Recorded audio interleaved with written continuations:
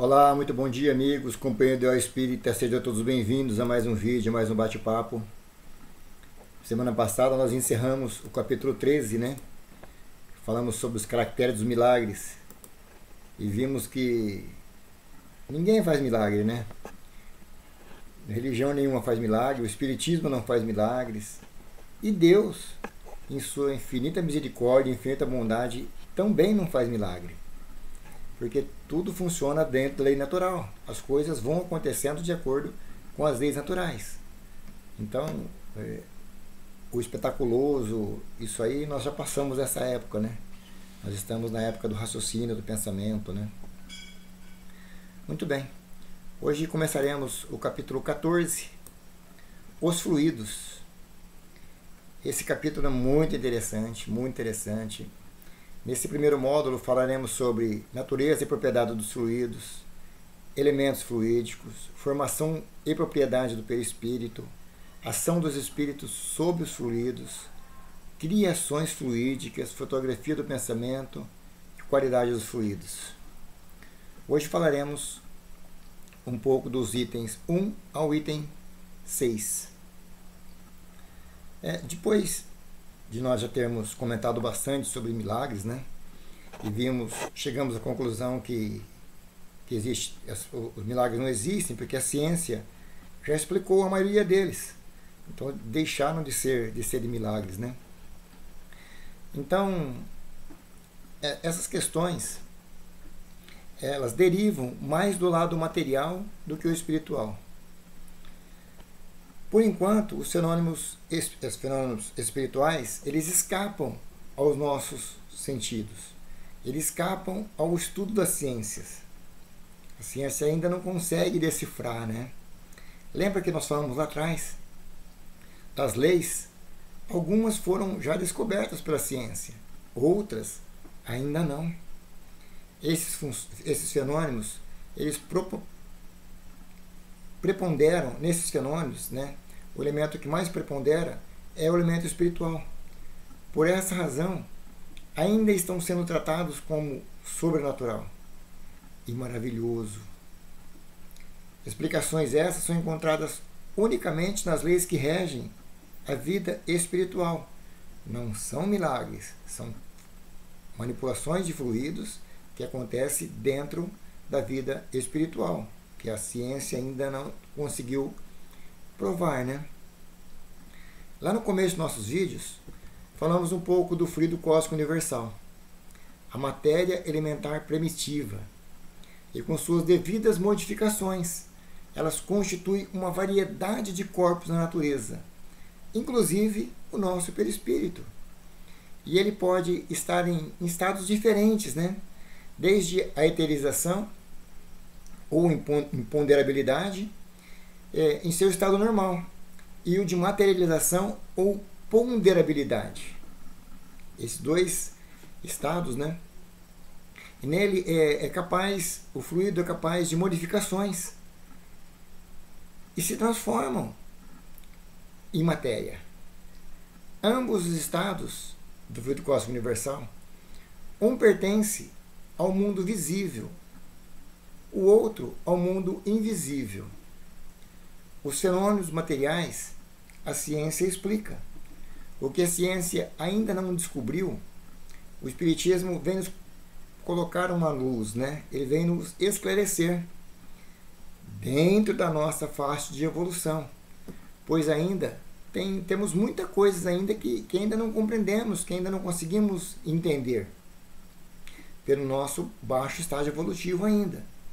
Então, no seu devido tempo, na hora certa, se descortinará de maneira mais ampla, né? Teremos conhecimento de mais coisas que acontecem, que nós não conseguimos compreender ainda, né? A natureza íntima de Deus é uma delas, né? E esses fenômenos naturais e espirituais, eles andam sempre juntos.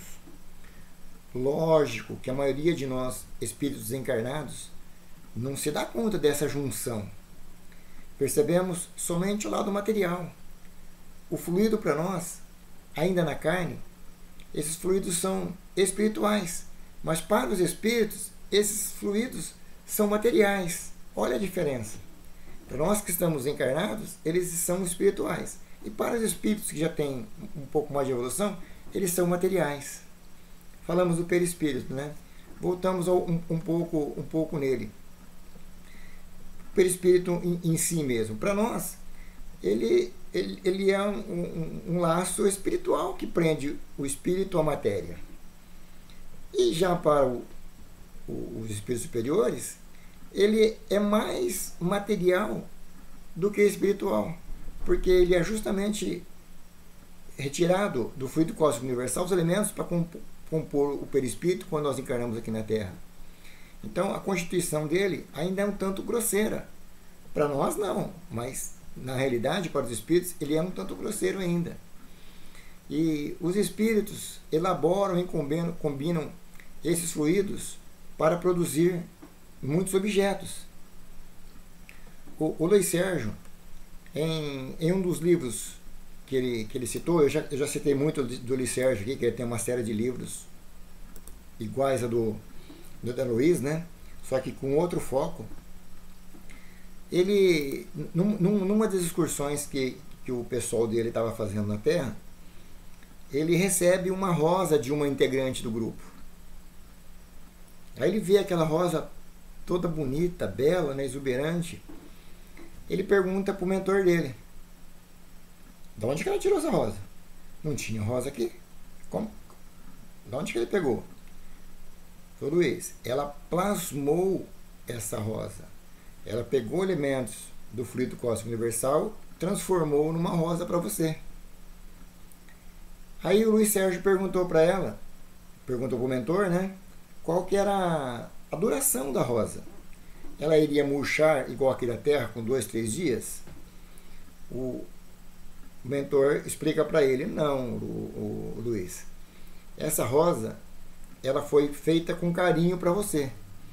Enquanto você tiver carinho e afinidade para com a integrante que deu a rosa para você, ela vai estar sempre bela, sempre bonita, sempre exuberante como está agora.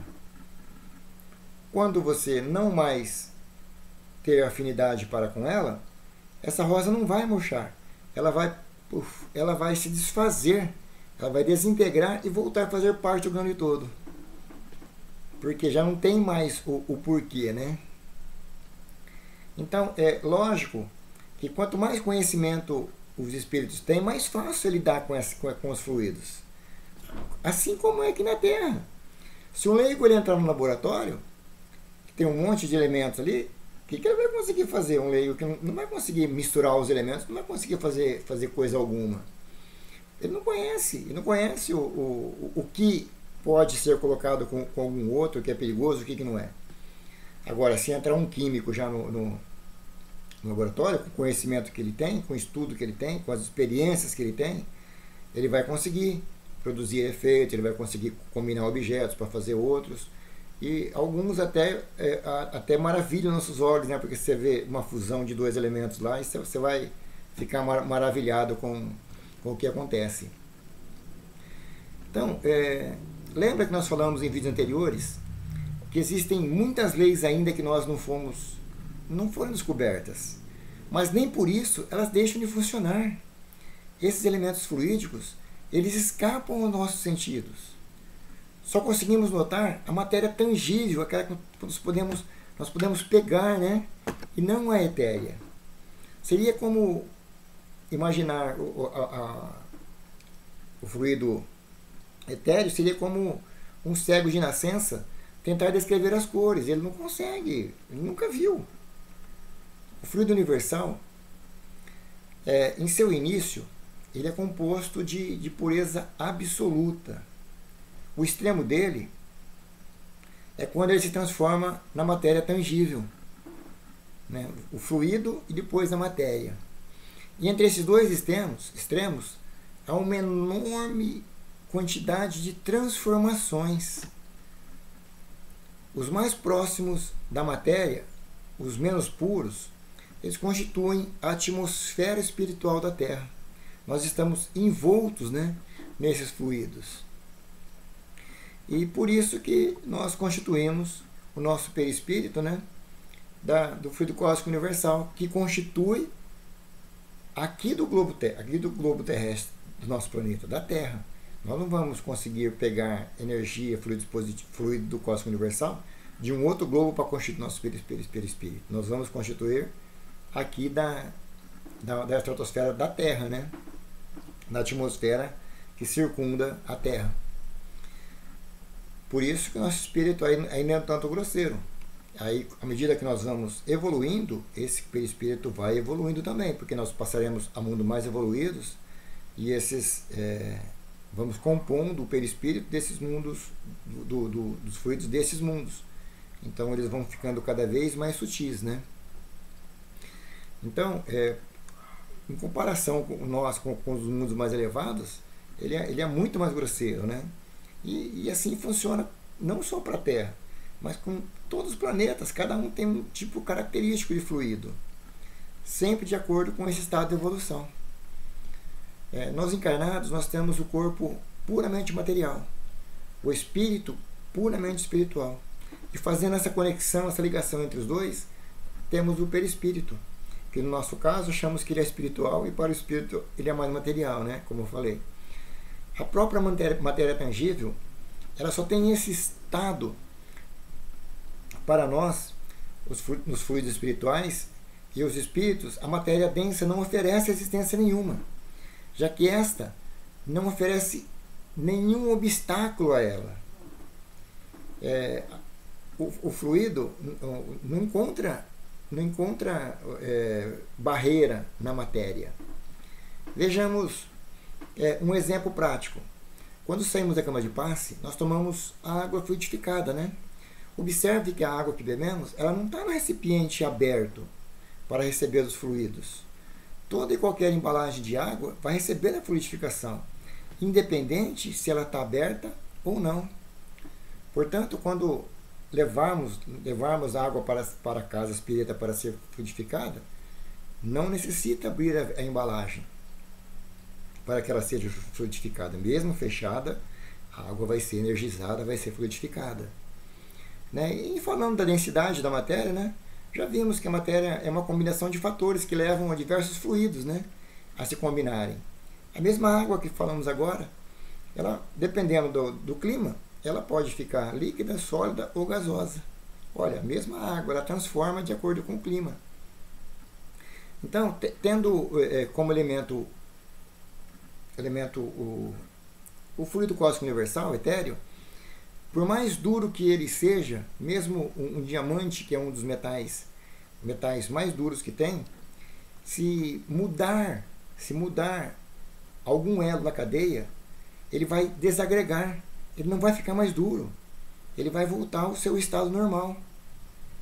Né? Por quê? Porque encerrou aquela cadeia que fez os componentes se juntarem e transformar em A, C ou B.